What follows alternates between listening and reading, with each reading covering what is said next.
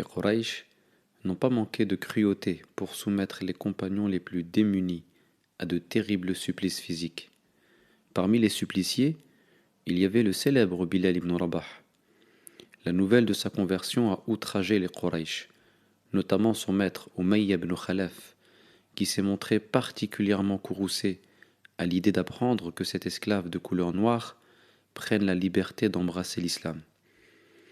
Il s'est senti déshonoré et blessé dans son ego.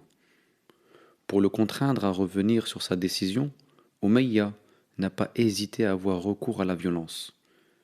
En effet, les membres de sa tribu le faisaient sortir chaque jour, sous le soleil de midi, pour le jeter nu sur le sable brûlant et l'exposer à la canicule. Mais leur cruauté ne s'arrêtait pas là. Ils le plaquaient ensuite sur des pierres aussi chaudes que la braise et faisaient écraser sa poitrine sous le poids insupportable d'un rocher en lui demandant à chaque fois de renier Mohammed. Il passait chaque journée sous la chaleur ardente du soleil, et en fin d'après-midi, il l'attachait à une corde et confiait son sort aux enfants de la cité qui le traînaient dans les alentours de la Mecque. Chaque jour, il lui faisait subir la même torture, au point que certains de ses tortionnaires ont ressenti une forme de pitié et l'ont invité, en échange de sa libération, à prononcer ne serait-ce qu'un mot élogieux à l'adresse de leur divinité. Juste un mot, et Bilal se trouvait libre. Et il pouvait le faire sans que cela ne nuise à ses convictions intérieures.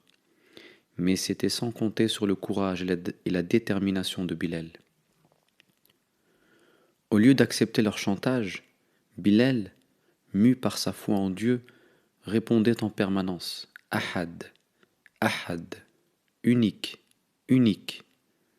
Ces mots irritaient son maître Umayya, qui explosait de rage et redoublait de violence.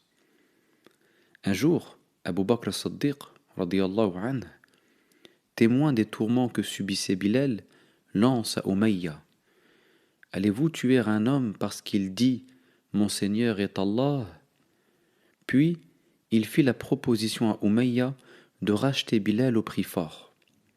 Désespéré, et n'attendant pas mieux pour se débarrasser de cet esclave devenu encombrant, il accepte l'offre et le vend à Abu Bakr, qui l'affranchit aussitôt. Et tandis qu'Abu Bakr as-Siddiq le conduisait par le bras, Umayya lui dit: « Si tu m'avais proposé 1 dinar seulement, je te l'aurais vendu. » Et Abu Bakr de répondre: « Par Allah, si tu m'avais demandé 100 fois plus, je te les aurais donnés. » Nous pouvons retenir 3 enseignements de cet épisode. 1. La liberté n'a pas de prix. Elle est le bien le plus précieux de l'homme et ne doit jamais faire l'objet d'un quelconque marchandage. Rien de ce que renferme la terre comme trésor n'a autant de valeur que la liberté. C'est faire preuve d'une criante ignorance que de la troquer contre les biens de ce monde. L'attitude de Bilal nous montre à quel point la liberté doit se préserver jalousement, même au prix de sa vie. Comme le dit une célèbre citation, « Il vaut mieux mourir libre que vivre esclave ». Et l'esclavage peut prendre plusieurs formes, il peut être visible ou subtil.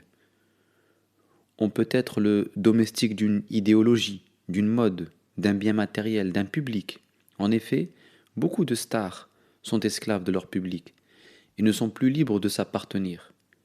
Ils appartiennent à un public qui ont des attentes auxquelles il est contraint de répondre, au risque de perdre sa notoriété. Un tel être a troqué sa liberté contre la célébrité. Cruel manque de discernement.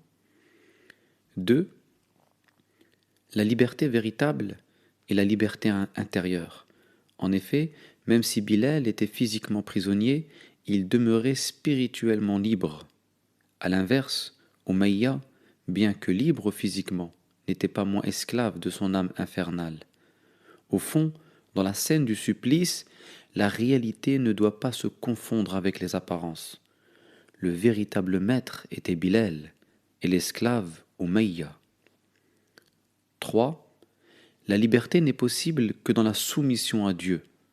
C'est le tawhid qui a rendu libre Bilal en le délivrant intérieurement des chaînes de l'esclavage.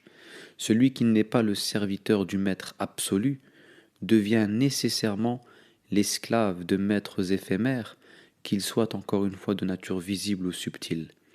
Ahad, Ahad, tel est le slogan véritable de la liberté. Wallahu a'lam, wassalamu alaykum wa rahmatullah.